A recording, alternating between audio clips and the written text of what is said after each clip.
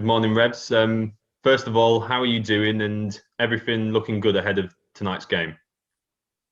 Yeah, all good, Dan, thanks.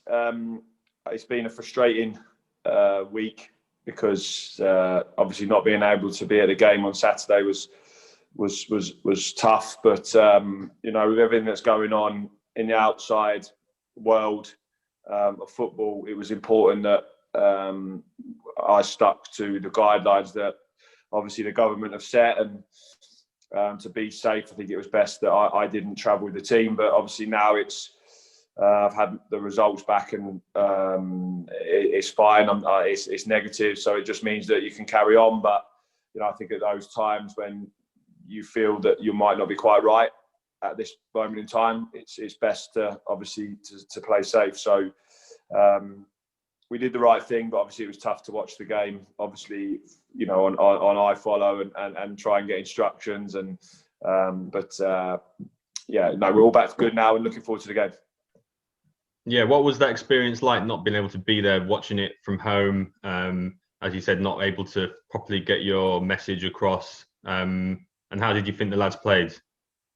Yeah, it was tough, obviously, because you want to be there, you want your voice on the game. I think that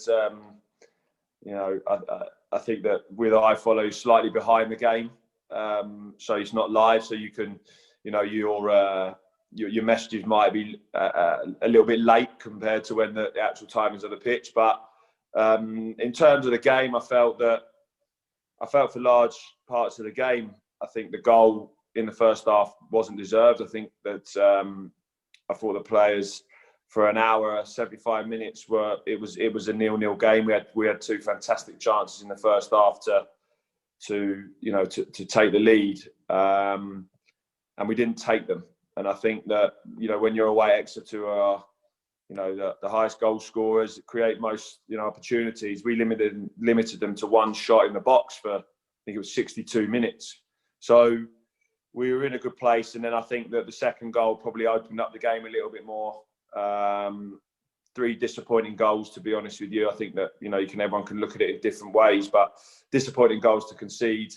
We got back into it, and then obviously the third goal kills the game off, really, when we're trying to get something from the game. So you could look back and you could say it's 3-1, but when you look back, you can see that there were spells where we had good opportunities. I think just Matty Stevens at 1-0 down, keeper save one-on-one, and those moments in games are huge. And if you take them, you're back in the game. And I think that was a positive from obviously a result that we didn't want. But now we have to bounce back tonight. Yeah, it was obviously a disappointing result, but not one that should allow us to sort of take our mind off the bigger picture and the progress that the team have been making, which I think Dean Wilkins said after the game. Yeah, listen, the team have come a long way. I think that you can look at the scoreline and think that the team's been, it's been a drubbing, but it's not. It wasn't like that at all. It was, they had the first goal was a shot from outside the box, went in the top corner and off the bar, that we should have avoided. And apart from that, in the first half, I don't really remember looking at, the TV wasn't looking at our goal. It was predominantly looking at play in the middle of the pitch, and then our opportunities, really, I felt, in the first half. And then even when we started the second half, we started really strongly. And like I said, I just think sometimes moments in games just change. And I think that, if we had scored in that moment when we had real pressure, it would have made a huge difference. And then for them to go and get the second, obviously it does open up the game for us, and we want to get back into it. So again, nothing to do with effort or energy or commitment. It was just, unfortunately, 3 poor goals. And at the time when we got back into the game, we conceded straight away after, which was a bit of a disappointment, because I think that we could have gone on and got something from the game. But we have to learn, and we have to make sure that confidence and that belief that we've grown without doubt carries on over the next few weeks again. Yeah, we face Colchester tonight, a game which I think there's plenty of interesting storylines for fans and the media to look at, with players on both sides. But what's the feeling and what's the focus amongst our squad going into the game? The feeling is obviously put right the scoreline from from earlier on in the season. That was one of my most disappointing days, I would say, from the season so far. But it's always, football's a fantastic thing that you have the opportunity to put it right. You know, and we have that tonight.